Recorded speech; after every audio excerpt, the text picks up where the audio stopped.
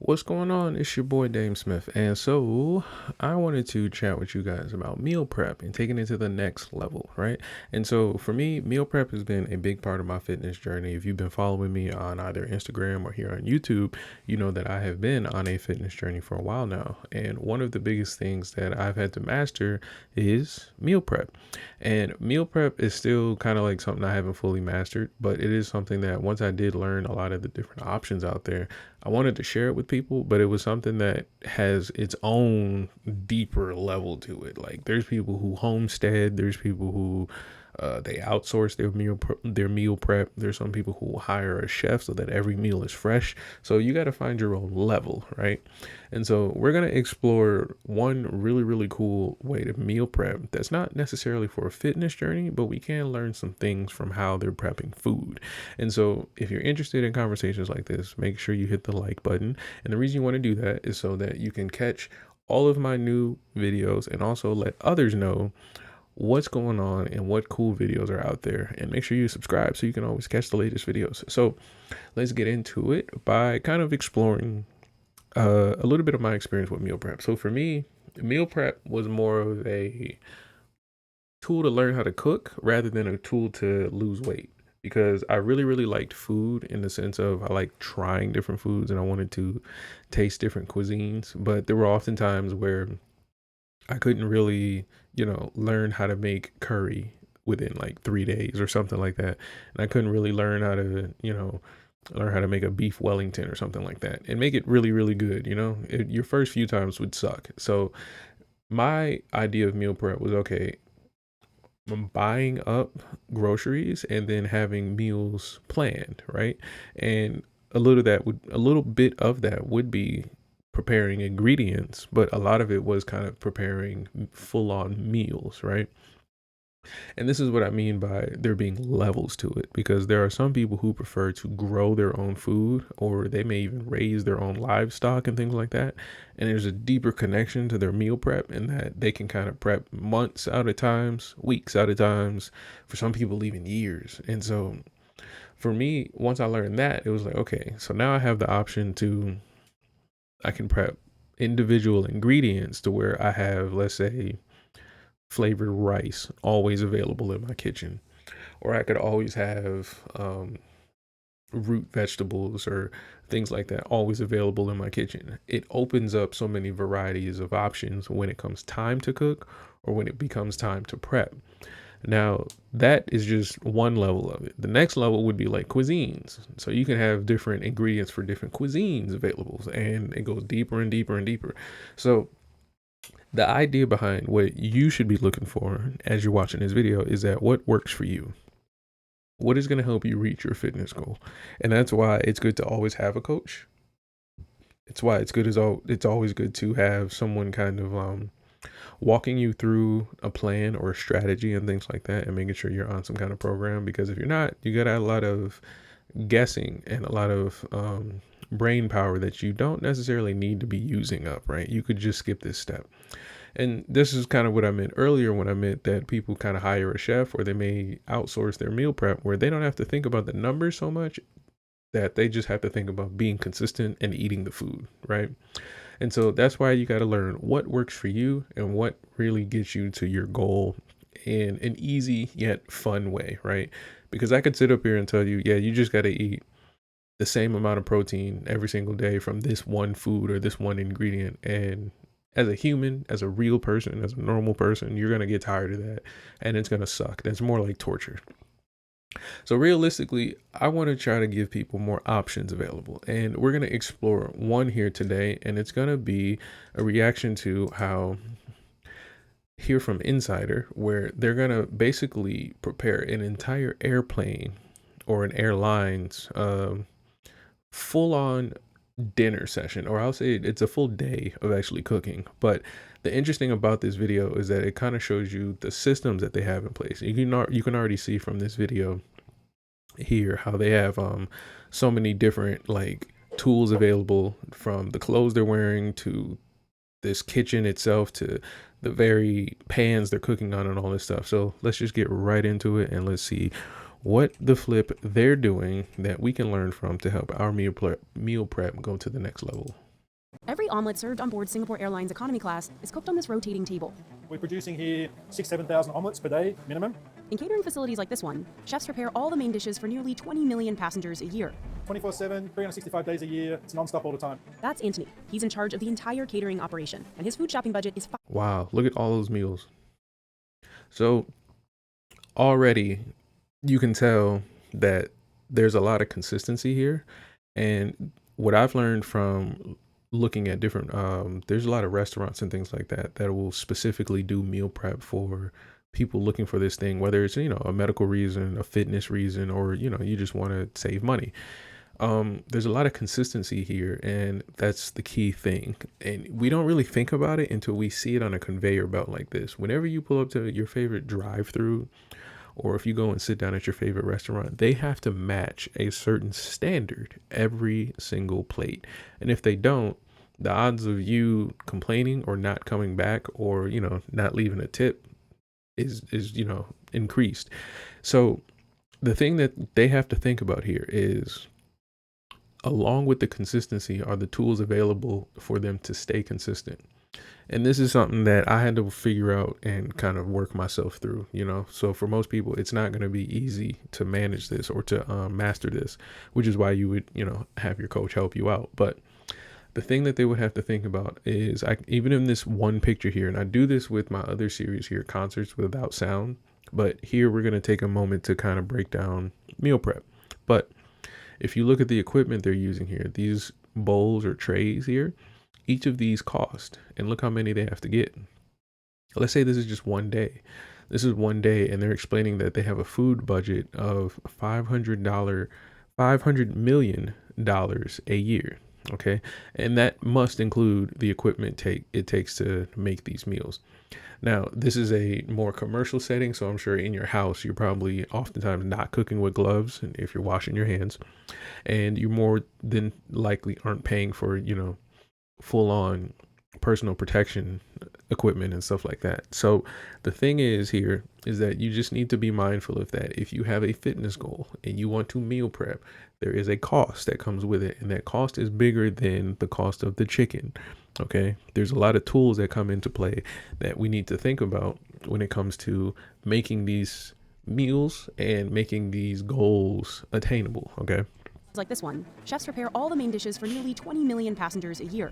So this is 20 million passengers a year, 24/7, 365 days a year. And I'm guessing they don't take days off unless there's like inclement weather, right? 24/7, 365 days a year. It's non-stop all the time. That's Anthony. He's in charge of the entire catering operation, and his food shopping budget is $500 million a year. So it's quite a substantial amount of product. His kitchen cranks out 168,000 lobster tails every month, and over 168,000 lobster tails a month. So already the population of lobster is affected by our hunger demand. If you're a vegan, I'm sorry for hearing that stat, but it is what it is, right? So they're having like a certain demand just off the strength of having a goal of feeding people, right? Now, I recently talked about on Instagram the difference between feeding and nourishing your body. Now, there may not be a primary goal of nourishing your body when it comes to these meals, but there definitely is a thought. And we can tell by the color and the balance of these meals that there is a little bit of thought in, these meals being nutritional and delicious at the same time. million pounds of rice a year. But even the most expensive meals don't always taste the same in the sky. Historically, flavors could change depending on the conditions inside a plane. I never knew that. I never knew food changes its taste from the conditions inside of a plane. Now, I knew about altitude affecting like baking and things like that, but I never thought if you're inside the cabin of a plane, maybe your, steak might taste a little different when you were 1,000 feet lower. Aircraft manufacturers and airlines have spent decades trying to fix. Just do one last taste. So catering facilities like this one are left with a logistical nightmare. How to make 50,000 yummy meals a day in a massive time crunch. With military clockwise.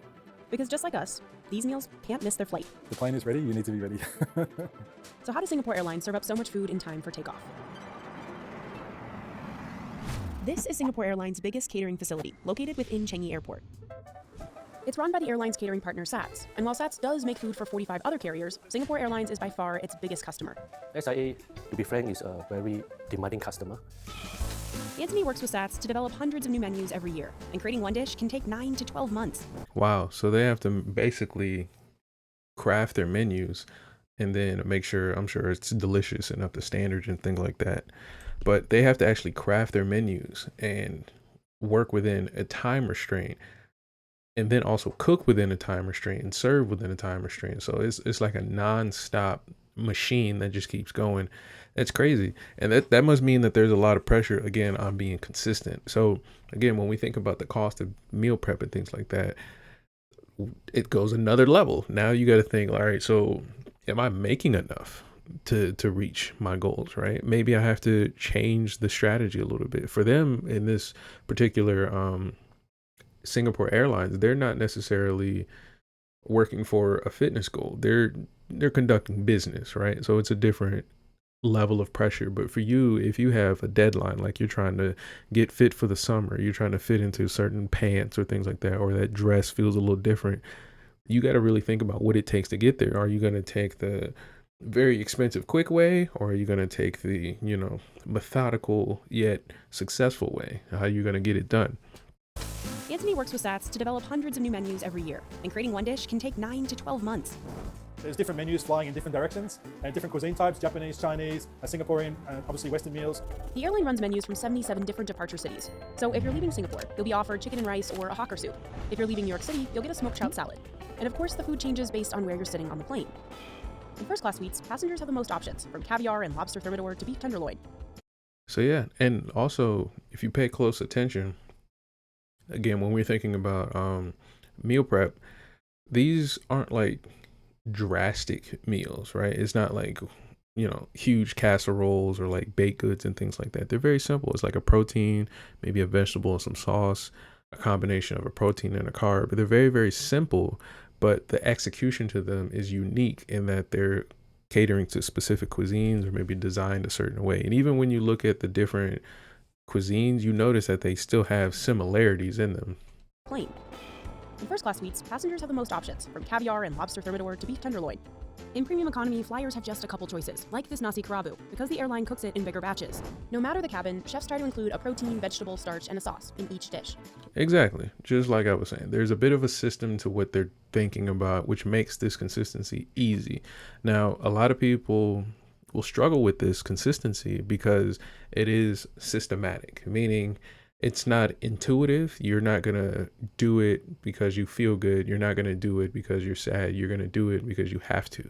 And that's where a lot of the struggle with meal prep is going to happen, where you're not going to feel like cooking one day. You're not going to feel like eating this particular dish one day.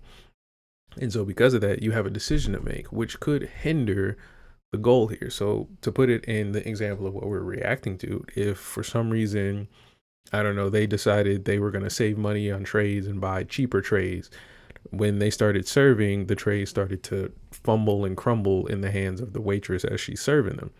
That's going to cost. That means they can't fulfill the goal that they need, which is to A, not waste as much food, and then B, to satisfy their customers. And that's key to understand. Cooks it in bigger batches. No matter the cabin, chefs try to include a protein, vegetable, starch, and a sauce in each dish. Before anyone can get to cooking, they need to suit up.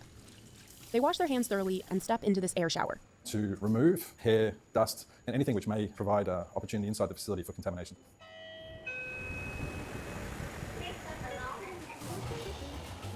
SAT's team of over 1,000 workers run like a handles a lab. lot of food. Easily, one day we can have about 800 to 1,000 menus running. They usually start cooking meals 24 to 36 hours before a scheduled flight, and it's all broken. They cook 24 to 36 hours before the flight. So that's how far back they're thinking. They're already thinking of the menu, they said 9 months ahead of time. But then when it's time to cook said meals on that menu, they're a day to a day and a half before. And that's probably just to get the preparation to line up in time with the flight, with the serving, with the consumption of the meal. That's pretty crazy. And you have to be on point with building systems like this. Now, again, you at home, if you're just trying to lose 30 pounds, this is another level. So just think about it in your own situation.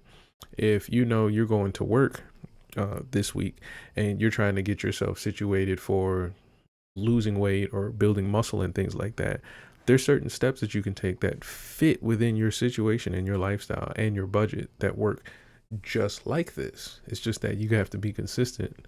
about 800 to 1,000 menus running. They usually start cooking meals 24 to 36 hours before a scheduled flight, and it's all broken down into stations. It's like a restaurant. You have a salad section, you have a dessert section, you have a hot kitchen. This is just on a much larger scale.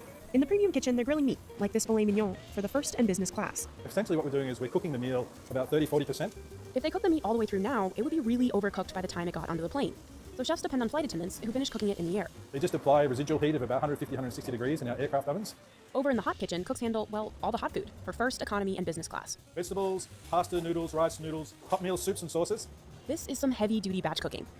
And that's what it's called, batch cooking.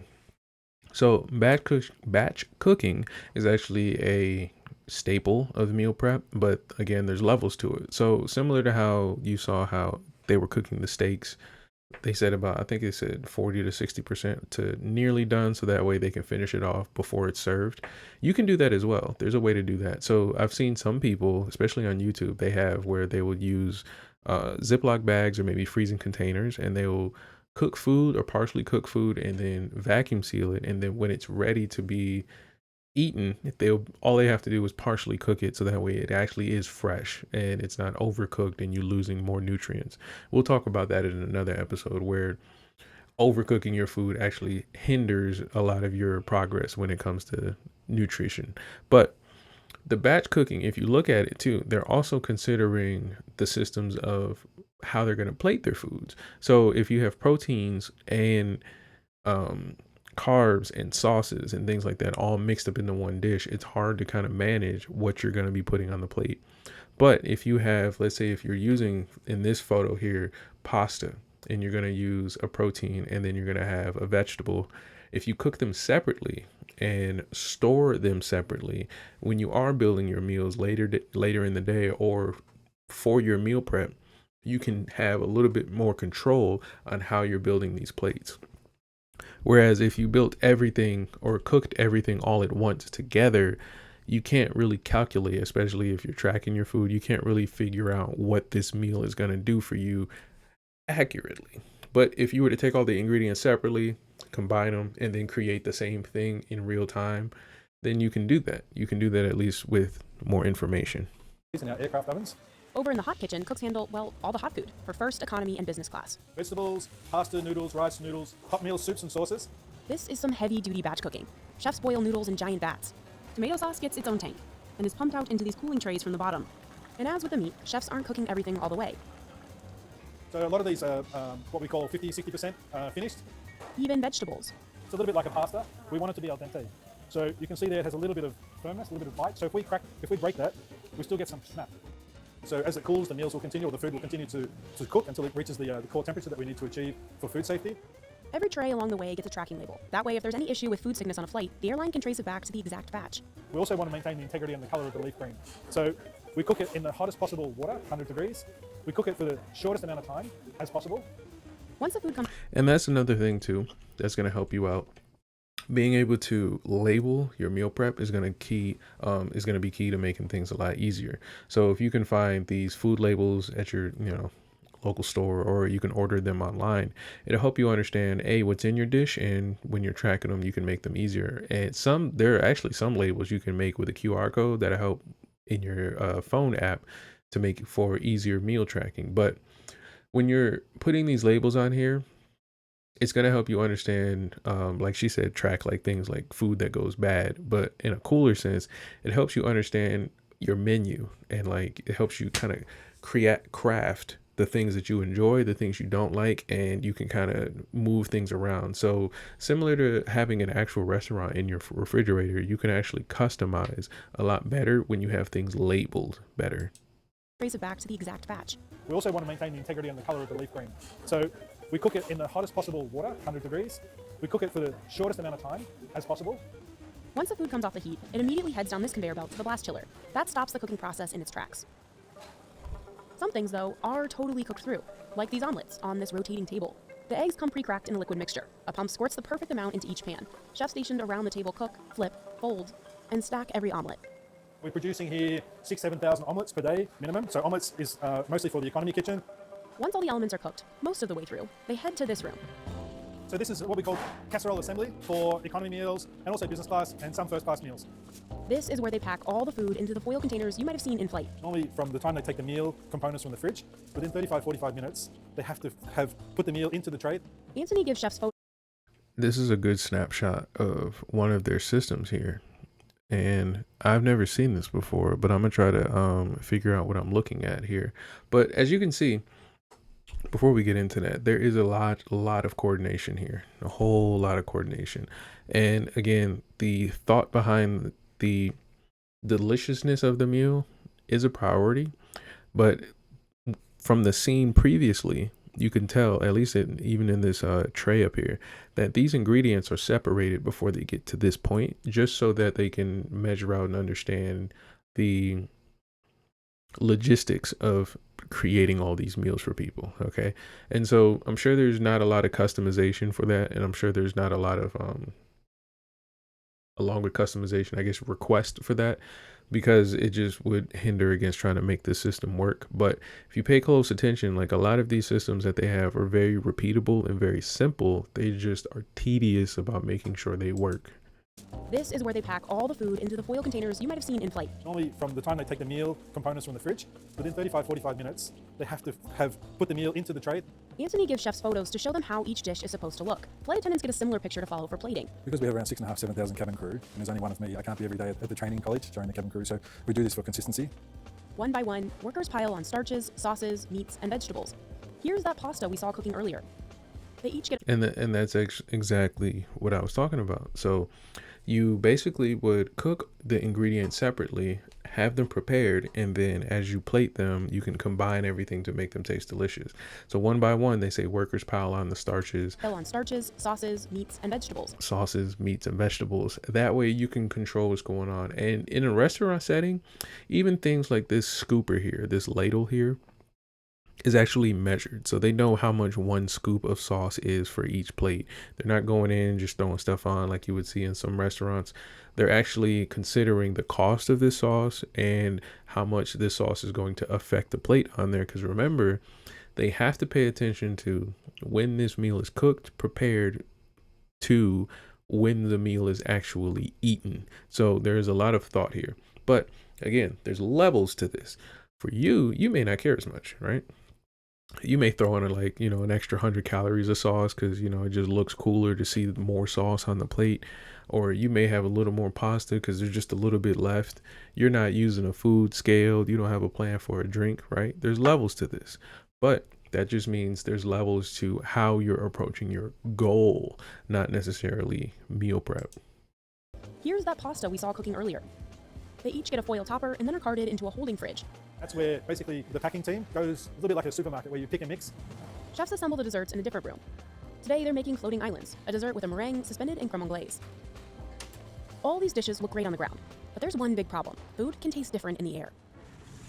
On some planes, your taste buds are about 30% less sensitive to sweet and salty foods. That's because of the pressure, dryness, and engine sound. In the older 777s and A320s, the cabin is pressurized up to 8,000 feet, so it feels like you're eating lunch on Machu Picchu. And humidity on board can sit as low as 12%, less than some deserts. When you have a dry mouth and a worsened sense of smell, foods can be twice as bland. So historically, that meant airlines loaded on salt for you to even taste the food, sometimes leaving passengers feeling bloated. But in new planes, manufacturers are making conditions on board easier on your body. In the A350s, A380s, and 787 Singapore Airlines flies, cabins are pressurized up to 6,000 feet. So instead of Machu Picchu, it feels like you're eating dinner in Denver. And because new planes are made of more carbon fiber, it's possible to increase humidity to about 24%.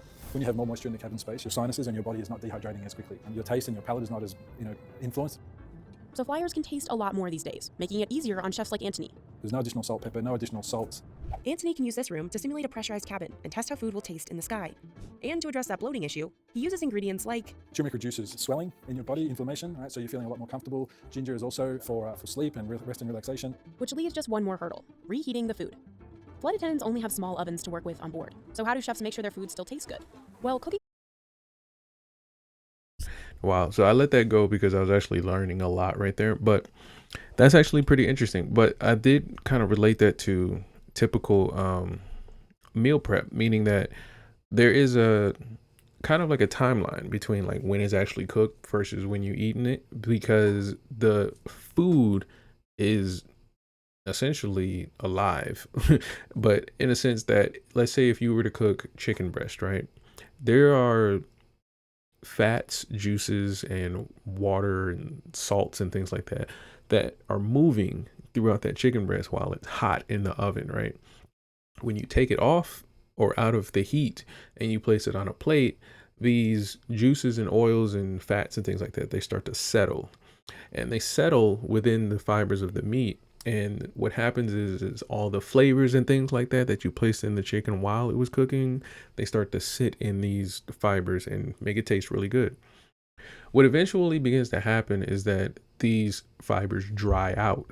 And so what then dries out, or what happens when it dries out, is that the flavors begin to like become muted or not as strong or as intense as they could be, right? And so this is where you'll have situations where, like, if you're eating a frozen meal or an MRE or something like it's like really, really processed, they'll basically have you add some water to kind of rehydrate and move all those molecules around again. Or they'll have a flavor packet that you can add, you know, at the end of the cooking and things like that to re-enhance all that was lost in the dehydration. But to have to think about that for a plane has to be crazy. But I wanted to relate that to what we have to do. Whereas the tip that I have for you is that you can bring this same logic to your meal prep in flash freezing your foods and also understanding vacuum sealing your food. We can do another video on how to do that, but essentially the next level to probably what you're doing in your house, whereas cooking a meal and putting it in a vacuum sealed container in your refrigerator, you can actually vacuum seal and freeze ingredients so that way they last weeks longer. But you will then have to deal with some of the issues they're talking about here, where you can freeze something and the taste tastes different or the taste changes. And so there are a lot of different ways you can approach this, but the key thing to remember is that you have a goal, you can worry about the taste and cook fresh, or you can consider this thing and try to make it something that is kind of like a part of your lifestyle, you know, to kind of enhance and make your goal easy. Because again, this is for them to make feeding people on an airplane easier. So if you were to use this same tactic, this would make you reaching your goals easier. But for something like taste, that is something to consider. So there are approaches and options available. It's not that it cannot happen, it's just that it's a different option. So flyers can taste a lot more these days, making it easier on chefs like Anthony. There's no additional salt, pepper, no additional salt. Anthony can use this room to simulate a pressurized cabin and test how food will taste in the sky. And to address that bloating issue, he uses ingredients like Turmeric reduces swelling in your body, inflammation, right? So you're feeling a lot more comfortable. Ginger is also for sleep and rest and relaxation. which leaves just one more hurdle, reheating the food. Flight attendants only have small ovens to work with on board, so how do chefs make sure their food still tastes good? Well, cooking halfway and moving quickly helps. And they avoid dishes that don't travel well. We try not to do things that are deep fried, for example. Chicken wings, it doesn't stay crispy, and none of us really like to bite into soft French fries. They also stay away So that's actually a great tip right there. So if you're a fan of crispy fried food, it's better to make it fresh. Meal prepping something like French fries or crispy chicken patties and things like that, it's not gonna meal prep as good simply because of how long it takes from the time it was made to when it actually eats and what's actually happening to the food during that time. fish like sea bass. A fish which is a bit thicker, a cod, a salmon, they stand up much better to in-flight experience. After all the meals are assembled, the food finally meets up with the carts you see on board. So we have here the tray assembly area. Elevators bring clean trays, cutleries, and dishes upstairs. The silverware elevator? Yeah, it's like it's a deluxe ride, for your cutlery. Chefs work on an assembly line, picking and placing All the napkins, all the porcelain, the linenware, the knives, forks, everything right through to the salt, pepper shakers and the butter portions. This is a dinner service for business class. And then they'll put the appetizer, so the appetizer is always preset on a supper service. They'll put a lid on it, they'll put the dressing on the side, and then it will get packed into the carts. And if you pay attention, there is a lot of thought. You can tell, yeah, even with this shot, there's a lot of thought into like the quality of life or like convenience of a meal. And this would help enhance a lot of your meals going forward when it comes to your meal prep. If you have things like, certain sauces and things like that, or even like they have rolls and things like that, that can help make something that would normally be like a really, really simple dish a little bit more fulfilling and actually feel better eating. And for a lot of people, there is very little consideration of a complete meal, right? And meaning like the complete experience of a meal, like along with feeding yourself, nourishing your body, and things like that, there comes a certain experience to eating the meals that you've prepared that helps your fitness journey with your mindset and exploring how you approach and your relationship with and towards food. Preset on a supper service. They'll put a lid on it, they'll put the dressing on the side, and then it will get packed into the carts. It's the same process for economy class, just the tableware, like the food, isn't quite as fancy. That cart is packed with all the meals inside. It has a label tag, it says what flight number it is, what destination, what meal service it should be. This helps cabin crew know what's inside the carts without having to open them. If you open it up, that document there will correspond with what meal goes inside. So here we have porcelain, here we have the glassware, and then that will correspond then with the meal types that come in from the meal packing side. Those carts take a ride on another elevator and will be loaded onto flights usually within an hour before takeoff. Now, again, there's levels to this.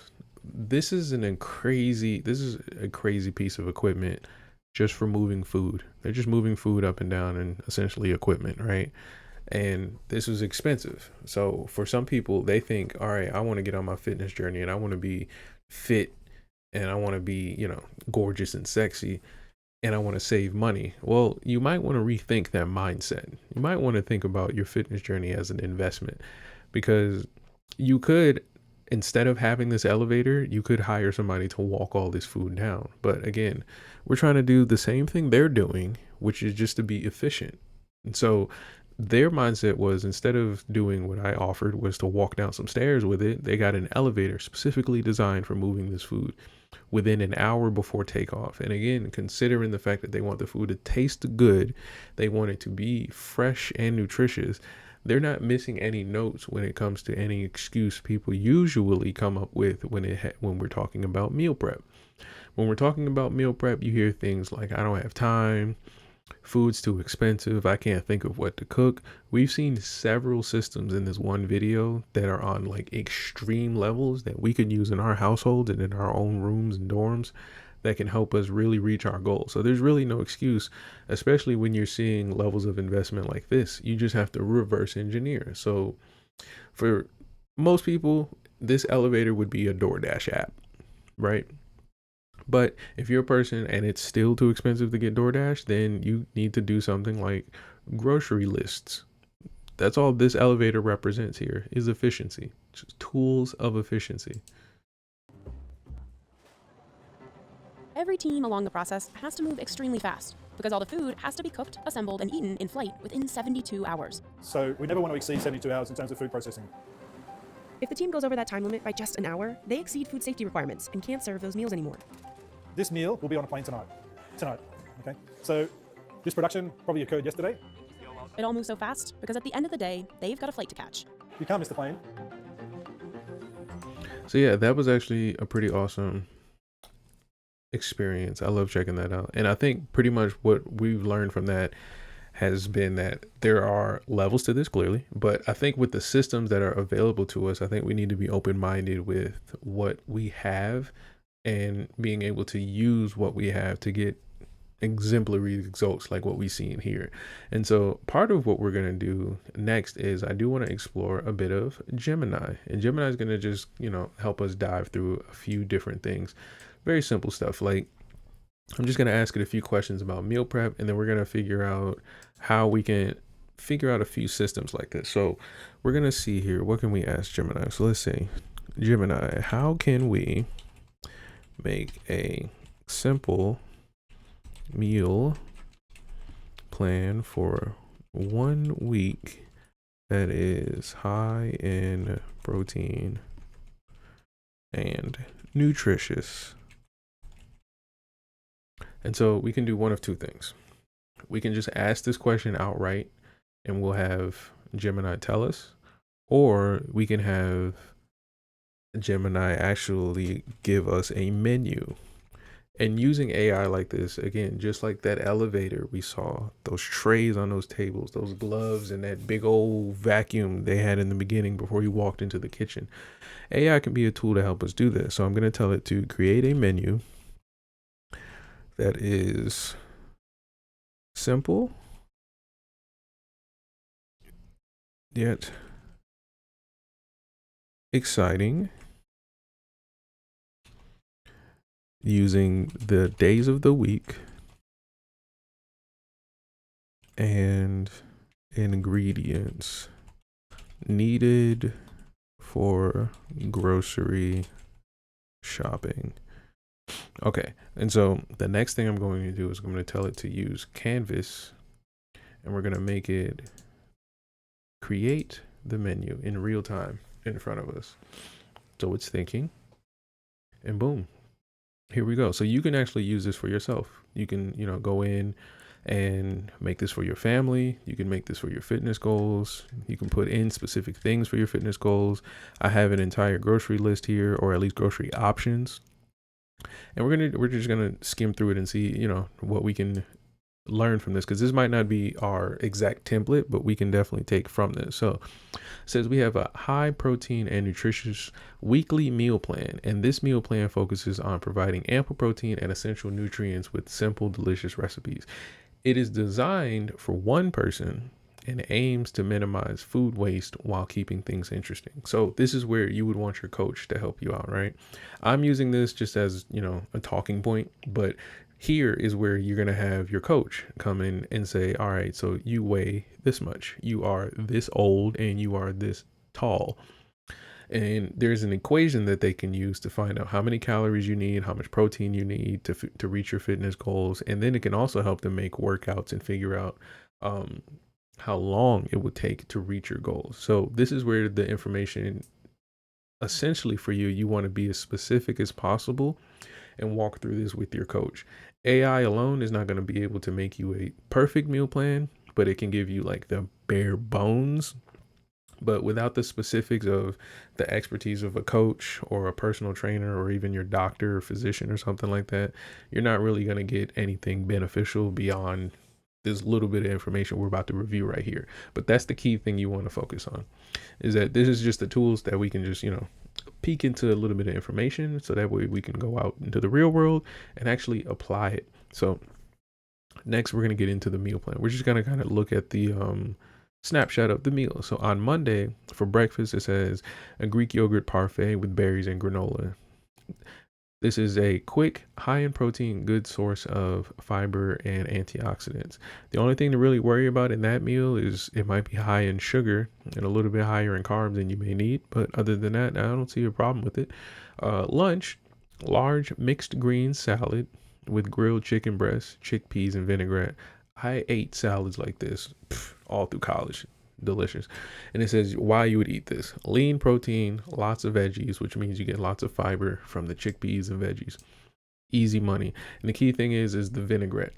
If you can have a light dressing, even a low calorie dressing, if you can suffer through, the weird tastes, then you can definitely crush salad all day long and really get a lot of nutrients. Now, the thing about salads though is they have to be simple, in the sense of you don't want too many ingredients to track, and it starts to throw off, like, I don't know, if you're throwing in like cheese and ham cubes, you're throwing off your sodium. But you want to be able to manage the amount of food for your salad, because if you want to feel full off a salad, it's a pretty big salad.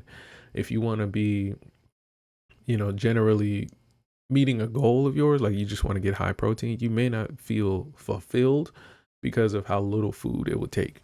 Because if you would just eat this salad right here, it would be like a handful of mixed greens and then a big old piece of chicken, but you might not feel full unless you eat a lot of chickpeas. You see what I'm saying?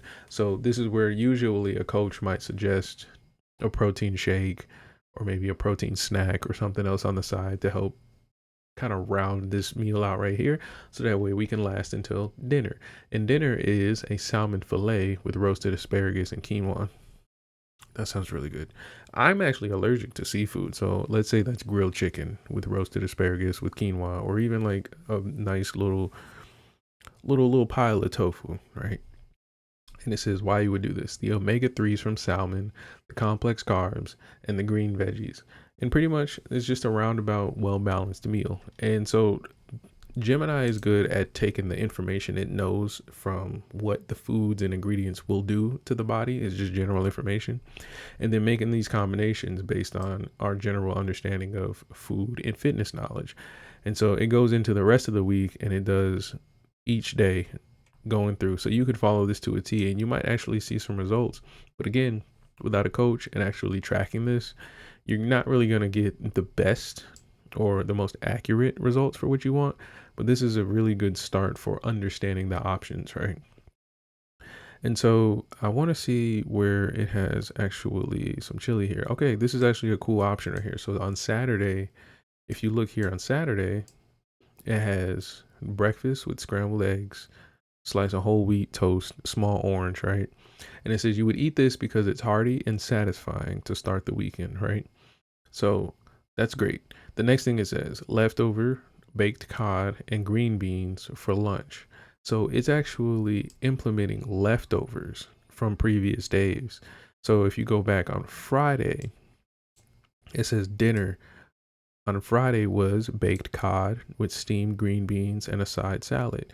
But it's using that same ingredient of baked cod here on Saturday for lunch. So even Gemini knows that we can use a lot of these ingredients over and over again to reach our goals and to make this super simple. We got 2 meals out of the same one ingredient. I see the same thing here when it says on Saturday for dinner, we'll do a lean ground beef or plant-based chili with kidney beans. And then on the following day on Sunday for lunch, what are we having? Leftover chili. So we don't even have to think as far as if we track this chili meal right here and we understand what it does, we can literally copy and paste it for lunch the next day because we have meal prepped enough. And that goes back to what we were learning about the Singapore Airlines. They're able to plan all that out. So if you know that you're going to be shopping here with our grocery list, you can pretty much gauge how much food you're going to be eating for the week and how much of the food you can actually switch and swap and make the options easier. So for me, let's look here for produce. This is in 1 week. You don't have to buy this entire list. You can pick what works. So here is our meals. We have 1, 2, 3, 4, 7 days, 3 meals, right? So all we really need are like essential ingredients, which would be like mixed greens, any vegetables really, asparagus, broccoli, zucchini, and then sweet potatoes, of course, and potatoes in general. And this is just to think about, all right, so I love these ingredients as sides. I love mixed greens as sides or like with my salad. I love broccoli. I love asparagus. I love zucchini. I don't really like bell peppers by themselves as a side, and I can't imagine that being a side. It could work, but I don't really prefer it, so we're not going to do that, right? So we're going to scratch that off the list for this week. We may bring it next week because we may need it for a certain dish, but we're not going to do it this week. Cherry tomatoes, we'll buy these, but these aren't what I'm focusing on as a side dish, but these may work for the mixed greens and the salad. So that's what I'm thinking about when I'm looking at this list, when I see the produce list.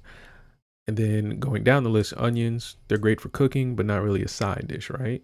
You see what I'm getting at? Sweet potatoes, very versatile. We can eat these by themselves. We can mix these up in a mash. Sweet potatoes as a side. We can turn these into French fries. There's a lot of options. So yes, we will buy these. Green beans. I like green beans as a side. That'll work. Carrots. I like carrots as a side. Brussels sprouts. I like Brussels sprouts. Banana.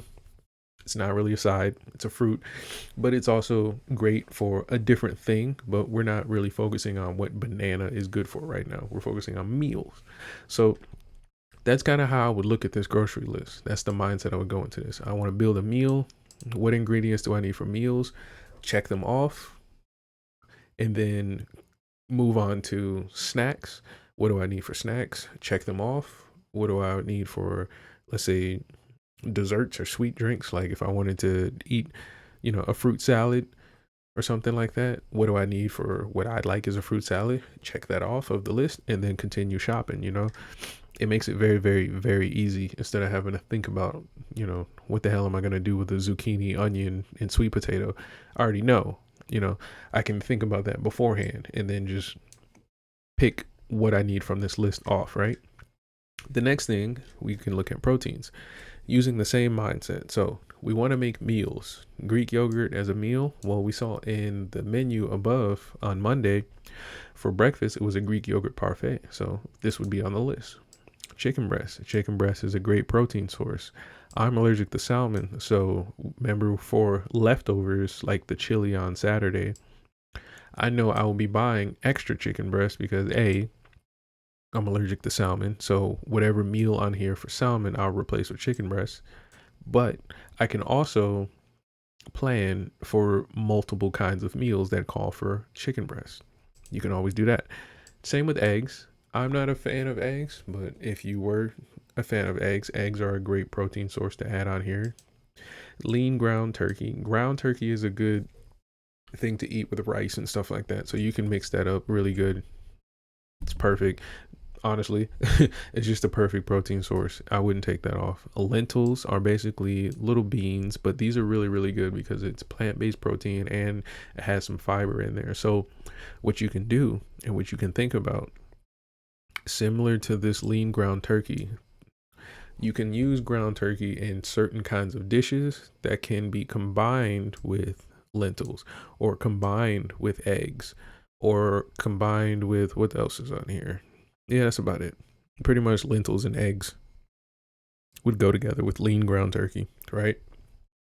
So the reason why I'm pointing that out is because then that means that you can have extra ground turkey or extra eggs for another meal or a different use. So where you can have lean ground turkey and lentils in the chili, you can then have more eggs to eat and add ground lean turkey, I don't know, in your omelets or whatever.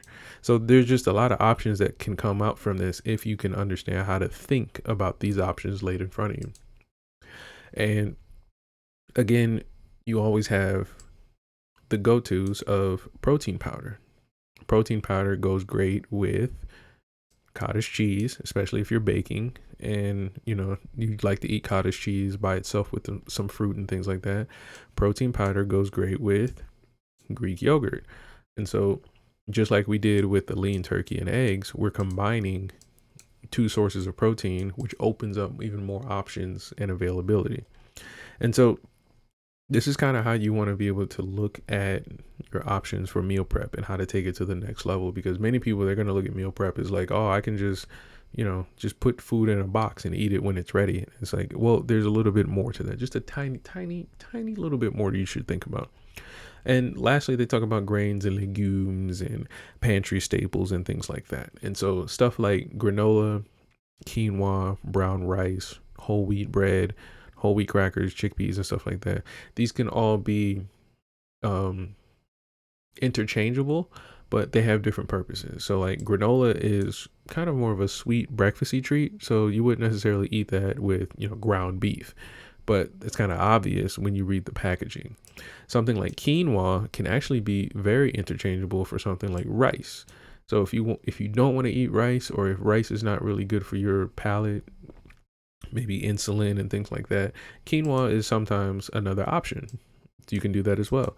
For some people, they'll give up quinoa, rice, or most of these grains and just have a slice of bread, which can serve as a good carb as well.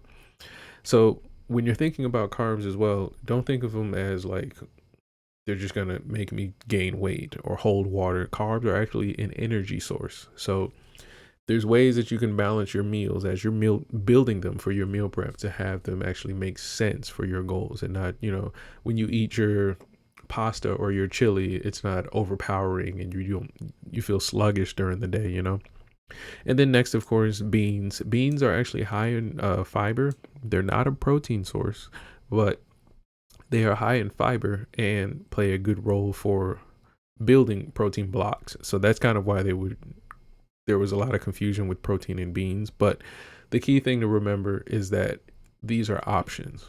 So whereas you could have just rice, you could have beans. Whereas you could have quinoa, you can have quinoa and beans. There's options there. So next we have your pantry staples. I don't know why I put pantry and staples, but your pantry staples. And this is basically stuff that'll be like sauces, oils that we cook with, and things like that, seasonings and things like that. They don't really mess up the calories, but they change the meal in a way that it would change the cuisine. It may change its mood. It may change its effect. So there's a lot of things that are still here in this list that really make a difference, but they're not as much of a calorie change until you get into like oil and sauces. So we'll start with those. Oils and sauces are actually very high in calories because oil is usually made of fat instead of water. And so oils are high in fat, and fat is one of the higher calorie macronutrients. And so because it's a liquid, it's very easy to get a lot of it into your food. Whereas something like sugar, you can kind of like granularly add it onto your meal. It's very easy to just add a big old pour of oil into your meal and you just added another 280 calories to your dish. It's very easy.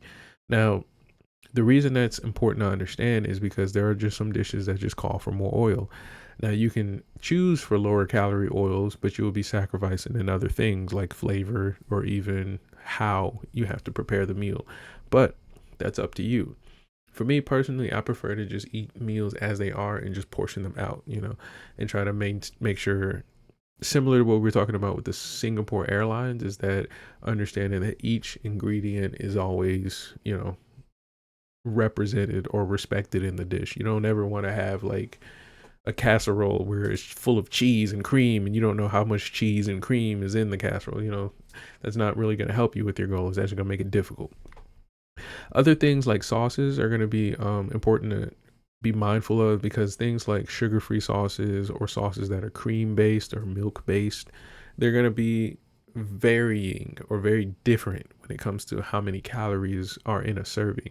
And that's going to be important for you because you want to have a certain goal met.